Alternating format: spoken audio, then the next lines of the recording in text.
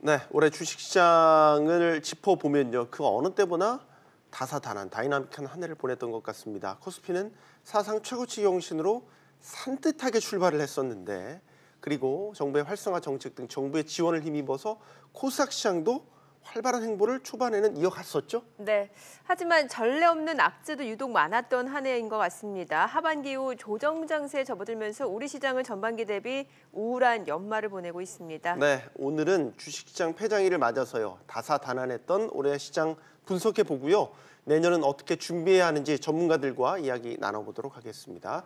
JFM 투자연구소 이진우 소장, 또 키움증권의 홍춘욱 투자전략팀장 두 분 나오셨습니다. 안녕하십니까? 어서 오세요. 안녕하세요. 네, 첫 시작을 반성부터 하고 시작을 하시죠.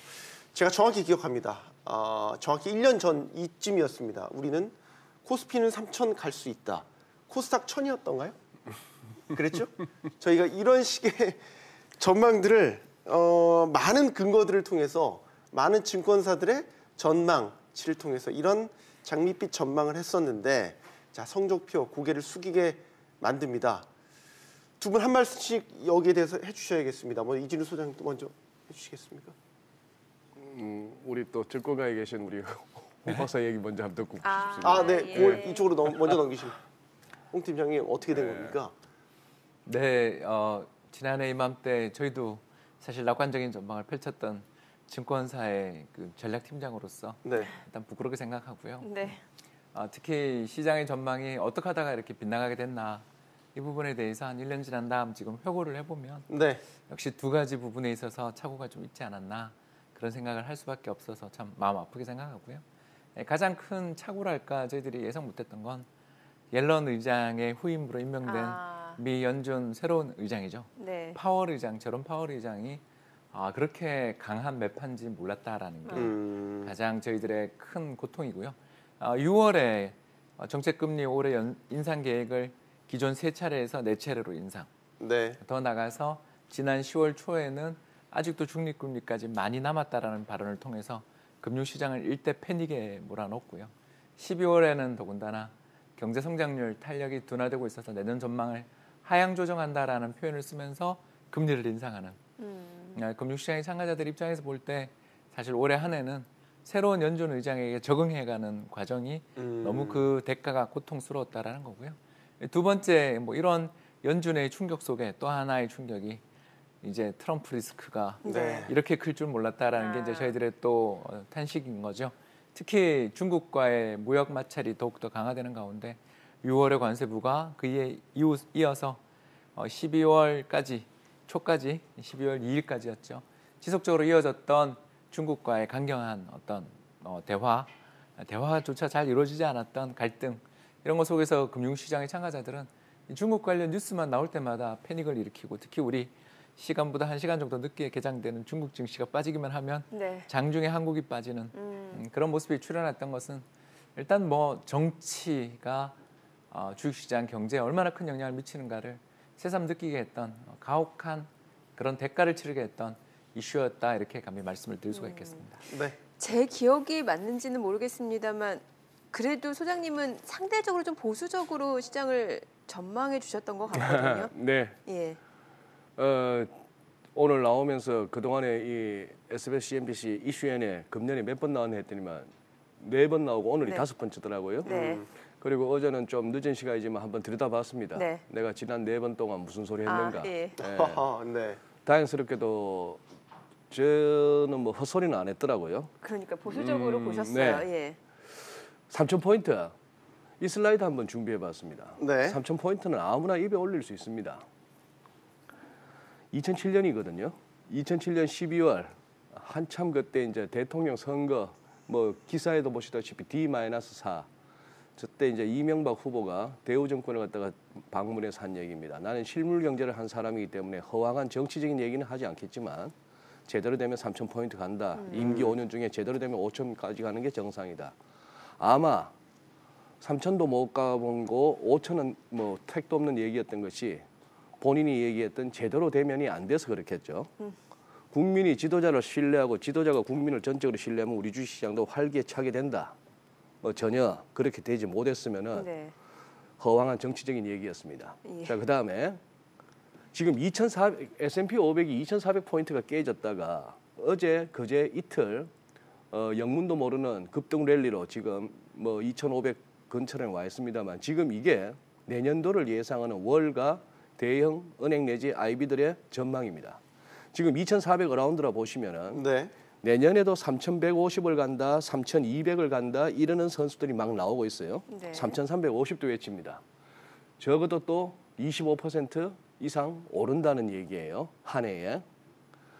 미국이 금리를 많이 올려봐야 이제 겨우 2.5% 그런 상황에서 주식만 하면 25%를 갖다가 먹게 됩니다 하는 얘기입니다. 그래서 그냥 저런 얘기는 아무나 한다라고 생각하시면 될 것 같습니다. 네. 예. 아무나 한다. 네. 자, 저희가 이제 올 한 해를 간략하게 좀 되돌아봤고, 자, 지금 연말 분위기를 좀 먼저 짚어보도록 하죠. 특히 하반기 들어서는 호재라고는 찾아볼 수 없는 상황인 것 같은데 최근 시장에 대해서는 어떻게 보십니까? 이 소장님의 말씀을 이렇게 되새기고 있다가 깜짝 놀랐고요. 예, 그러신 것 같았어요. 예. 일단 주식시장 입장에서는 일단 호랑이 입에서 탈출은 했다. 이렇게 볼 수는 있겠죠. 예. 급락장 속에서도 12월 한국 증시가 상대적으로 선방했다라고 말씀을 드릴 수가 있겠고요. 특히 12월 한 달 동안 미 증시 10% 정도 빠지면서 한 분기 기준, 그러니까 9월 말 대비 12월 현재 주가 수익률을 이번에 24일 기준으로 한번 봤더니 17% 정도 빠져서 많이 빠졌군요. 예, 많이 빠져서 역사상 분기 단위 주가 상승률 기준으로 보니까 네. 세계 2차 대전 이후에 5위더라고요. 2차 대전까지 거슬러 올라가야. 예, 그래서 뭐 어마어마한 주가 폭락 사태였다라고 말씀을 드릴 수가 있겠고 이런 주가 폭락 사태 속에서 한국 시장 특히 이제 밸류에이션 매력들이 상당히 높아지고 있는데 이제 문제는 그 높아진 밸류에이션 매력들이 시장에서는 별로 잘 통하진 않는 그런 시장이 돼버렸다고 볼 수 있겠고요. 참고로 잠깐 저희가 중요하게 보고 있는 그 그림 하나만 좀 소개해 주시면 감사하겠습니다. 네. 그 우리나라 코스피 PBR 차트를 하나 준비를 한번 해봤습니다. 코스피 네. PBR 차트요. 예, 혹시 준비 안 됐으면 그냥 말로 말씀드려도 되고요. 예, 쉽게 설명해 주세요. 예, PBR이라는 게 뭐냐면 기업이 가지고 있는 주당 순자산 가치, 그 대비해서 주가가 몇 배 정도에서 거래되는지를 보는 겁니다. 그래서 우리나라의 전체 주식시장에서의 순자산 가치 대비해서 주가 수익 배율, 죄송합니다. 순자산 가치 배율을 살펴보면 0.8배 정도에서 거래가 되고 있죠.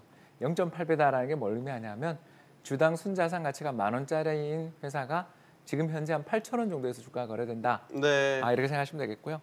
주가를 구성하는 요소들은 여러 가지가 있겠죠. 미래 수익 성장성과 자산 가치 이 둘이 가장 주식을 설명하는 중요한 변수인데 아무래도 미래 수익 성장성은 어떻게 될지 아무도 모르니까 그렇죠. 그런 측면에서 그 기업이 가지고 있는 자산 가치가 얼마나 좋은가가 주식을 평가하는 데 중요한 잣대가 되는데 이 0.8배라는 게 2008년 글로벌 금융위기 때 1000포인트 깨질 때 레벨까지 지금 와 있더라라는 거죠. 물론 이제 2008년은 이해가 됩니다.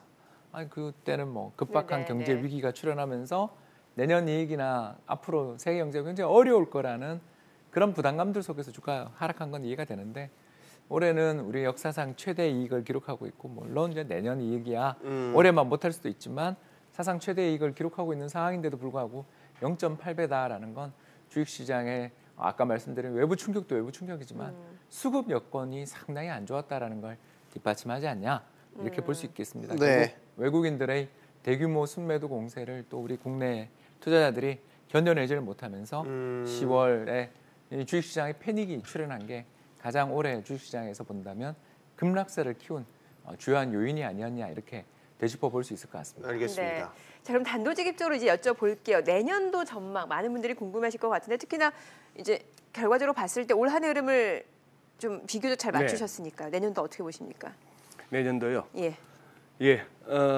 어쨌거나 지금 밤사이 또 벌어졌던 다이내믹한 뉴욕 증시의 흐름 그리고 크리스마스 다음 날 최악의 크리스마스 이브를 보냈고 크리스마스 하루 휴장하고 26일 날 있었던 다우지수 1000포인트 넘고 S&P 500이 100포인트를 넘는 그런 장을 어떻게 지금 우리 투자자 여러분들이 해석하셔야 할 것인가 그 부분을 좀 말씀드리고 싶은데요.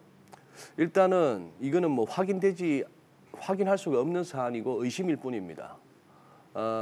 최근에 우리가 나왔던 보도들 가운데 미국의 문우신 재무장관이 월가의 6대 대형 은행들 CEO들하고 전화 통화를 해서 네. 유동성 상황도 체크하고 네. 뭐 결제 상황, 청산 문제 없다는 거 그걸 갖다가 심지어 미 재무부에서 공개적으로 트위터도 올렸습니다만 또 하나 회자됐던 것이 폭락 방지팀 소집이었습니다. 예. 그 플런지 프로텍션 팀이라 해서 PPT라고 하는 예. 1987년 블랙먼데이 이후에 88년에 레이건 대통령 때 만들었고 2008년 금융위기 때도 공개적으로 확인됐었고요. 그 이후에 확인되지 않은 가운데에 주요 시점마다 폭락 방지팀, 중국으로 치면 국가대입니다. 중국으로 치면 국가대고 그다음에 일본도 25일 날 크리스마스 날 혼자 크게 혼나고 나서 중국, 일본만 열었다가 남들 놀 때 놀아야지 괜히 크리스마스도 즐길 줄 모르는 그 일본 그렇게 혼이 났는데 그 다음 날 결국 또 GPIF 연기금이 동원됐거든요. 네. 비슷하게 동원됐다고 보시는 게 아마 최근 이틀 사이의 장을 이해하실 수 있을 겁니다. 특히 네. 뉴욕 증시 1시간 반 놔두고 미친 듯이 사는데 그것을 무슨 뭐 알고리즘 매매라든지 무슨 지표로 이해할 수 없는 그런 상황에 저는 굉장히 의심이 가는데요. 우선 우리 시청자 여러분 이 시각적으로 이거 한번 보십시오. 자, 이런 상황입니다. 이런 상황에서 이게 새벽 2시 무렵의 차트인데요. 제가 방송국에 자료를 보낼 때 지금 네. 이게 양봉으로 전환됐습니다. 마지막 부분이. 지금 우하향으로 이렇게 하락 채널을 만들어 놨는데 아마 오늘 미국에서도 최대한 저 채널 안으로 살짝 물고 들어가는 정도의 장을 한 번 더 만들지도 모르겠습니다. 네. 네. 그러나 큰 흐름에 있어서는 우선 눈으로 보시기에 월간 차트죠. 지금 금융위기 이후에 저렇게까지 올라왔습니다. 그리고 지금 피보나치를 이렇게 꺼놓았는데 금융위기 당시 낙폭이 2.618배 정도 같으면 3,000포인트를 올라가도 되는 거예요. 네. 월가 친구들은 지금 여기 우상향하고 있는 저 금융위기 당시 저점에서부터 우상향하고 있는 추세선 정도가 지지만 돼준다면 그 이후에 내년에 어떻게 하든 3,000포인트를 건드릴 수 있겠다 하는 그런 어떤 기술적 전망이 나오는 셈이긴 합니다만 아래쪽에 이제 보조지표에서 보시다시피 굉장히 높은 국면에서 과매수 국면에서 이제 MACD는 월간 차트에서 매도 신호가 나오는 그런 국면이죠. 상당히 만만치 않을 것이다 하는 생각과 더불어 우리 시장도 간략하게 말씀드리겠습니다. 네. 여기서 지금 우리가 12월 달에 굉장히 나름대로 선방한 모습을 보이는 것은 오른쪽 이렇게 보시면 박스피 탈피 이후에 쭉 올라갔다가 그대로 다 토해내었죠. 네네. 박스피 탈피했던 그 모멘텀이 트럼프 대통령 당선이었습니다. 즉 우리는 트럼프 랠리라고 이른바 불러지는 그 상승폭은 우리가 미리 다 까먹었습니다. 매를 먼저 맞았다고 네. 할 수 있죠. 예. 그런 차원에서 지금 저 신랄 같은 월간 일목균형표상의 저 구름대 뭐 러플리 2000이라 보시면 되겠고 정확하게는 우리가 10월 달에 확인했던 1986 근처입니다. 여기가 이제 지지될 것이냐의 문제인데 일단은 우상향 점선으로 나타낸 저 추세선이 깨진 건 아프고요.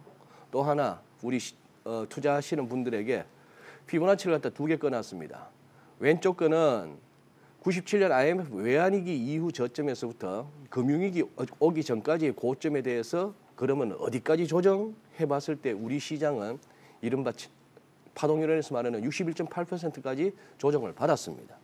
우리 시장에도 저런 게 통하는 거예요. 네. 그렇다면 금융위기 이후 저점에서부터 그러면은 금년 초에 찍었던 2,600 초반대 고점 이후 돌아섰다. 이번 조정은 어디까지 갈 것인가? 네. 지금 현재 저 상황인데요.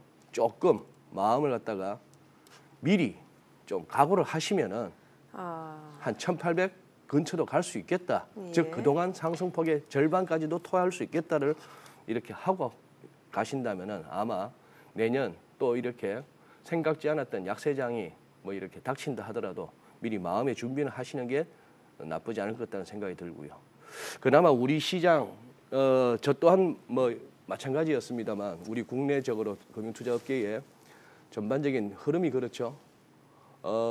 그냥 뭐 미국 탓, 미중 무역 탓, 트럼프 탓, 연준 탓 하면서 그냥 어영부영 넘어는 가고 있습니다만 네. 우리 시장 왜 제일 먼저 매를 맞아서 남들보다 먼저 저렇게 트럼프 랠리를 다 까먹는 위치까지 왔을까를 생각해 본다면은 네. 우리 기업 펀더멘털 이익 창출 즉 돈 버는 재주 플러스 우리 현 정부의 어떤 뭐 대기업 정책, 경제 정책에 대한 시장의 프라이싱이라고 우리가 솔직히 인정해야 되겠죠. 그러니까 뭐 외부적인 요인에서만 찾을 게 아니라 예, 그런 뭐 우리가 언급을 안 하고 그냥 묻어서 바깥이 안 좋아서 대외 변수가 불안해서 뭐 이렇게 가고 있습니다만 어떻게 그것으로만 우리가 설명할 수 있겠습니까? 애둘러 얘기하셨지만 일단 1,800이라는 숫자는 제시를 하셨네요. 그러니까 바닥권을 저희가 봤을 때 그 정도 1,800도 꽤 네.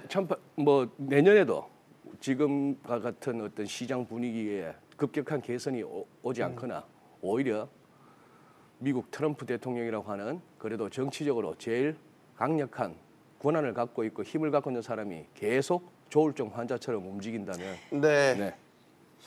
아, 이거는 예. 홍 팀장님한테 들어야겠네요. 일단 지금 또 많은 생각을 하고 계시는 네, 것 같아요. 굉장히 고민이 깊으신 것 같습니다. 아픈 곳을 찌르신 거죠. 예.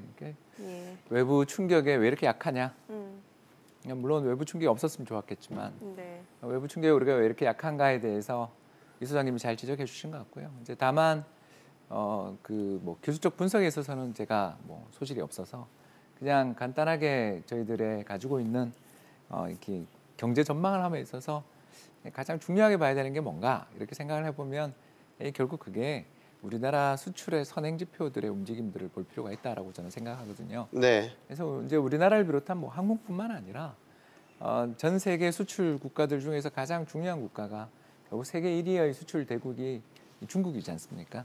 중국이나 한국의 수출에 있어서 가장 선행 변수가 되는 부분이 뭔가 하고 살펴보면 이 선진국들 기업들의 재고 레벨이에요.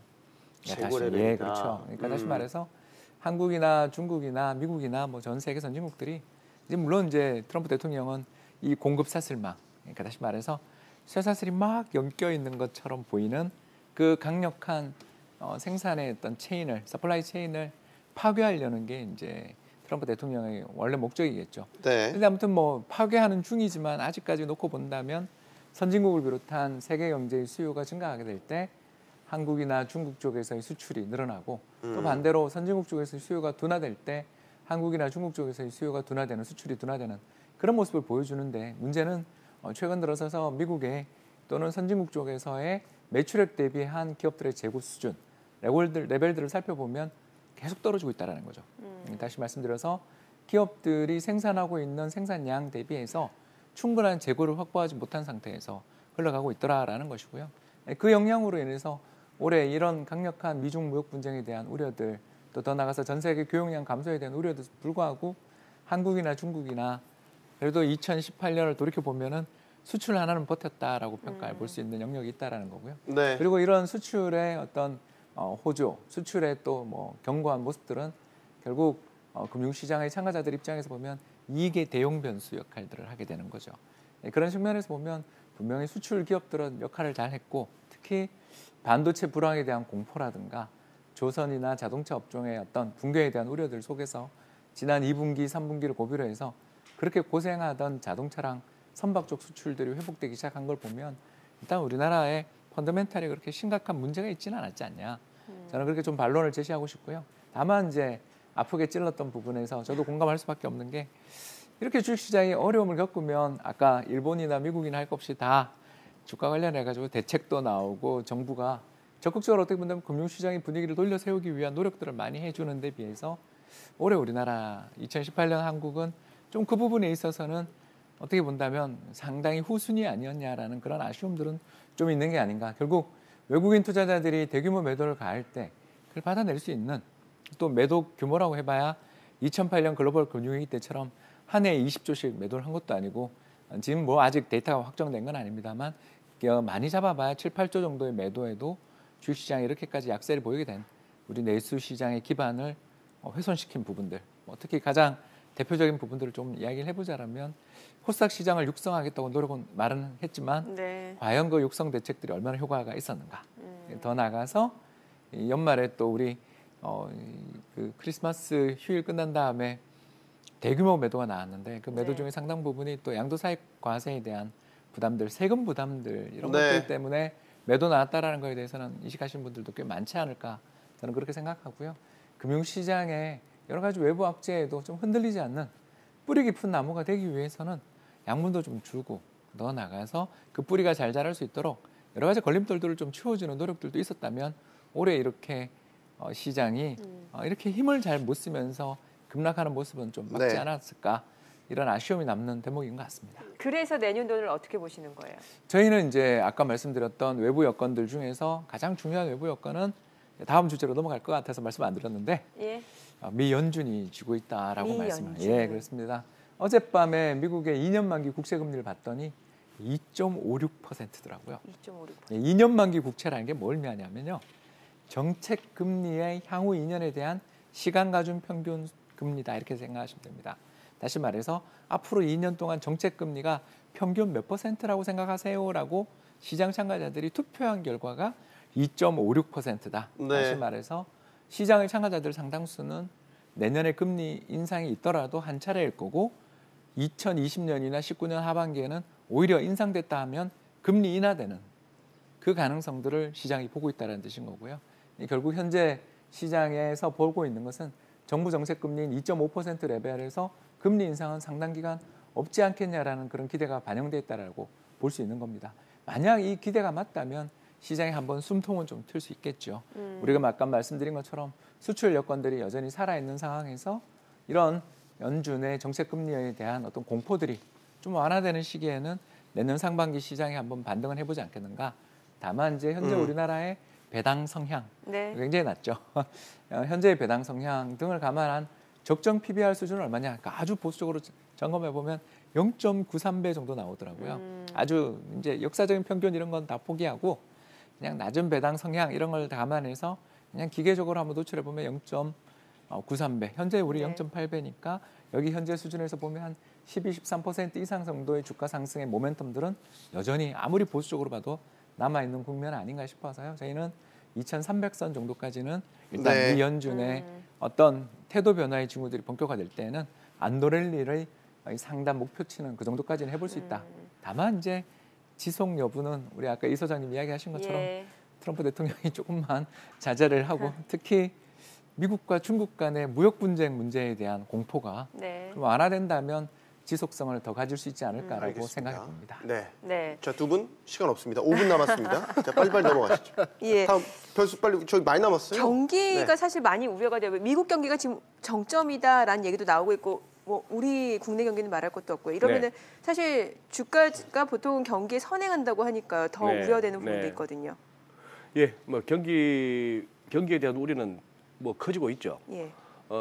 적어도 미국 같은 경우 2020년 해봐야 이제 뭐 후내년 이제 거의 뭐 얼마 안 남았습니다. 해가 바뀌면 이제 뭐 1년 남짓인데 그 얘기는 뭐 다들 해왔던 것이고요. 지표상으로도 이제 우리가 확인할 수 있고 무엇보다도 이 기본적으로 우리가 생각하는 그거예요. 이 순환론 내지는 상식적으로 입각한 뭐 다리 차면 기울고 하는 그런 얘기죠.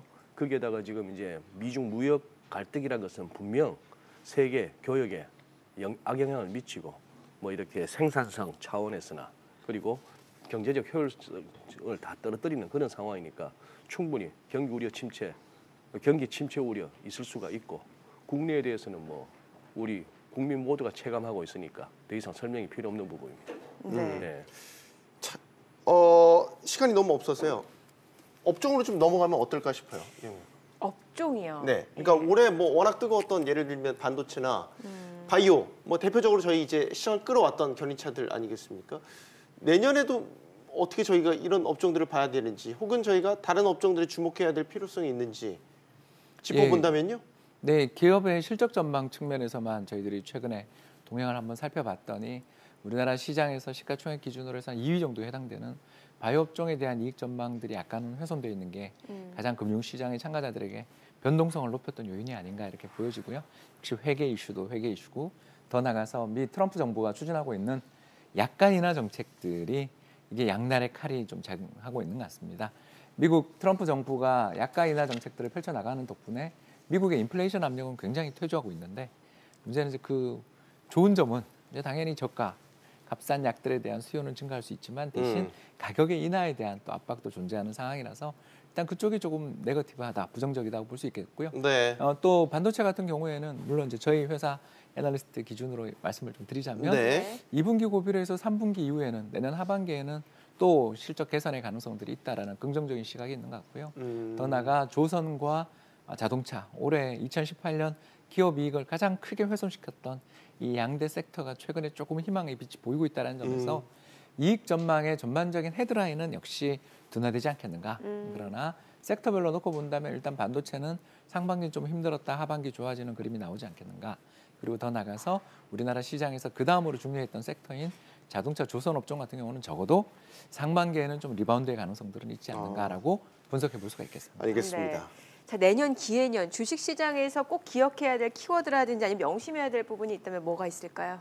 네, 뭐 내년에도 최대의 불확실성 요인이자 시장을 가장 강력하게 움직이는 모멘텀은 저는 뭐 트럼프 대통령이라고 보고 있습니다. 네. 예. 네. 시간은 없지만 이 트위터 한번 좀 보여주시죠. 네. 지난 크리스마스 이브 날 보여줬던 아래쪽에 I am all alone in the White House 그리고 괄호 열고 poor me죠. 나 백악관에 나 혼자 있는데 나도 참 어지간히 불쌍하다 이런 얘기인데요. 네. 저 나이에 저런 걸 갖다가 미국 대통령이 저렇게 올리는 건 좀 제가 봐서는 좀 걱정되는 현상입니다. 자, 그러고 나서 무슨 뭐 이런 저런 사람들이 파월 의장 자리 안전해라고 얘기를 했는데도 불구하고 그 다음 날 기어이 못 참고 또 하나 올렸죠. 미국 경기에서 가장 큰 문제는 연준이다. 제 그렇죠. 아래쪽에 줄. 네. 네. 그냥 힘만 센 골퍼. 네. 뭐 거리는 나는지 몰라도 스코어 안 좋고 퍼팅도 못하는. 못한다고. 예. 아무래도 파월 의장 길게 못 갈 것 같은 느낌이 듭니다. 경질설이 나오는 이유가 예, 있군요. 저 회장님한테 찍혔으면은 머슴들은 언젠가는 쫓겨나가거든요. 예, 그런 상황이고 이런 모습을 원하는 것 같아요. 주변에 있었던 존 켈리 비서실장이나 매티스 국방장관 같은 어른스러운 모습은 없고 네. 그냥 저 턱 치켜들고 저렇게 나 대통령이야, 나 임금이야 하고 있고 주변에서는 저렇게 모두 저 친구가 아마 스티브 비건일 겁니다. 대북 정책특별보. 네. 그냥 이렇게 내 회장님 하고 독대할 때 이렇게 우리 절절 매는 셀러리맨들 같은 저런 분위기를 원하는 거죠.